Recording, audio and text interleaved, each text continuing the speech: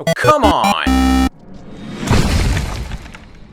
How's it going, everybody? You are watching the Broken Controller Club. My name is Ed, and I'm your host. We are in the final part of my Atari Flashback Classics review. We're doing the last batch of arcade games. And before we get started, I just wanted to go ahead and remind you that if you want to get notified of future reviews and special features, to go ahead and hit that subscribe button.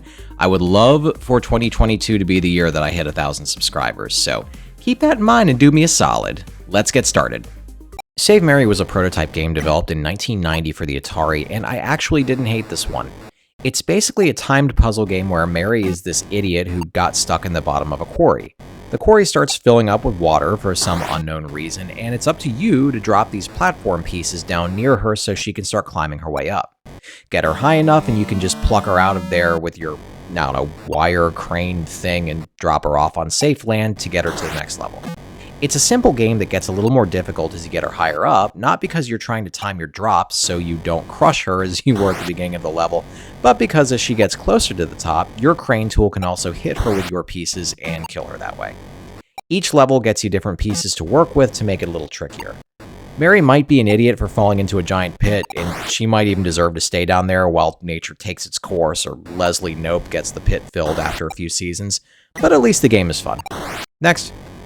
Slot Machine is up next, and this is right up there in presentation with Blackjack in the last video. The presentation here is pretty minimal, and I don't know why anybody would have ever wanted to own this. The game types let you choose between how many lines you want, and obviously that means you're dumping more coins into this to raise your chances. You don't have much money to start with, and this is the one time that I lost all my money quicker than I do at slots in real life, so expect to reset this game fairly often. Next. Slot Racers, and yes, I said slot, is like if Combat and Dodge'em were neighbors in the same trailer park, fell in love, and this was the blocky, adorable little honey boo-boo meth baby they brought into this world for our taxes to inevitably support. You race, and I use that word loosely, around a maze of your choice and shoot missiles at the other player. The gimmick here is that you cling to the walls, and when you change direction, you cling to the next wall. It was awful. Next.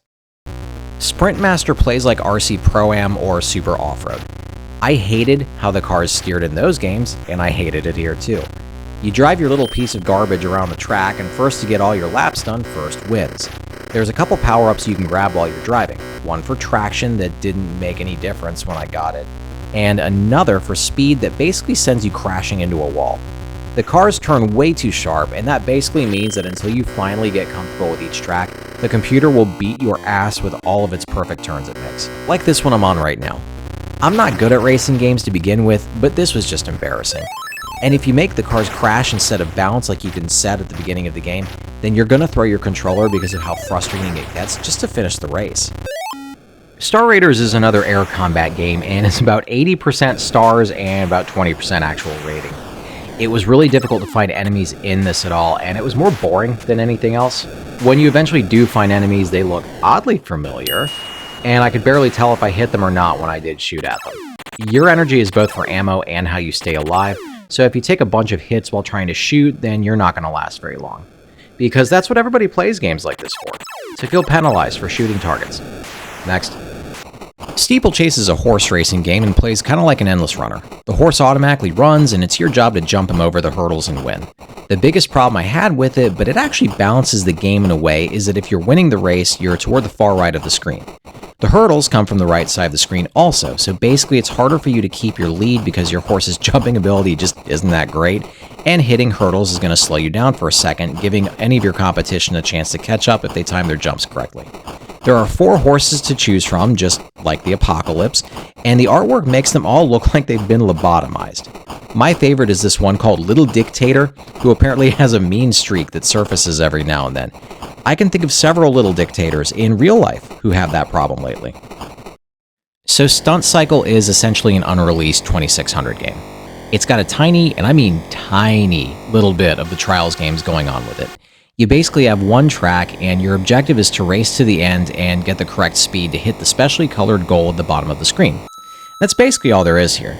Once I was able to do that, the game adds more of these little squares at the bottom that are supposed to be trucks, and then you adjust your speed again to try and hit the goal.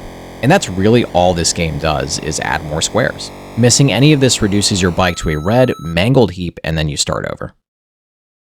I am really bad at Super Baseball, and I was not able to score once. You start the game with your team at bat, and then you have some control over where you can hit the ball, but as far as I can tell, it ends with the other team getting you out almost immediately every single play. When I was in the outfield, I followed the instructions on how to pitch, but still could only throw intentional balls with the occasional fastball in there.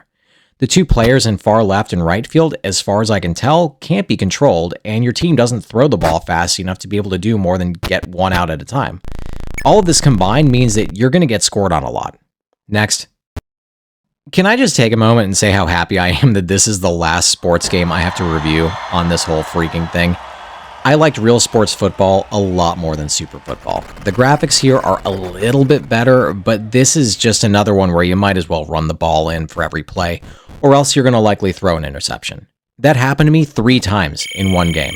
Also, when you're on defense, it's difficult to see who the player you're controlling is until it's too late, so not really a great time.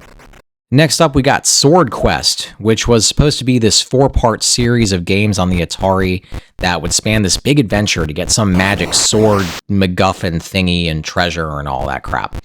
In practice, I don't understand how anybody could figure out what the hell was going on in it, because there were plenty of times where there's a clear opening to other rooms that I wasn't allowed to go in for reasons I'm never going to understand, and each screen represented some level that you had to clear. These levels range from terrible platforming sections to some room with a spinning sword thing you'd throw at objects that I guess were supposed to be enemies, and there was another one where you had to shoot these dragon or bat things. That one at least kind of made sense. All of it was terrible though. That said, the manuals for each of these games came with a full-on comic book from DC Comics, and that was actually really cool to read through. I've been so disgusted with the modern woke Marvel and DC that I forgot that they used to make comics once by real artists who knew how to draw. So that was really neat, but the rest of this is totally skippable. The home version of Tempest's graphics are so terrible that I couldn't actually progress past the first 3 levels because of it. I mean, points for effort, but when the red enemies would shoot at me, I'd see the projectile pass by, then I'd move into that spot to line up a shot, and I'd still get killed by that projectile that was long gone. That would suggest the game is basically unplayable. I also never got to see if the level changes at all, where in the arcade version of Tempest, the shape of the level would change every time you cleared enemies out and moved on, and in this one you just stayed on the same level, which looked a lot to me like someone's underwear. This is the home version of Warlords, and it plays mostly the same as the arcade, maybe just a little bit easier. The graphics were really simple, but for a 4-player game, this could still be pretty fun. You still have the ability to catch the ball and fling it at your opponents, and knocking someone out is pretty satisfying. There's not a ton of meat to this one, but it's not bad. And we come to the last game of this collection, which is Yar's Revenge. This was pretty fun, and the gameplay was functional, which puts it above like 80% of the cartridge games in this collection that I've reviewed. You have to shoot and destroy the shields surrounding this enemy's ship, and then you summon this much bigger blast from the left side of the screen to finish it off. In the meantime, there's this little laser thing following you around that you'll have to avoid. Simple enough, but blowing up the enemy ship was a good time. And everyone, that is every game in the Atari Flashback Classics reviewed. Personally, if you want this collection, it's probably because of the arcade games.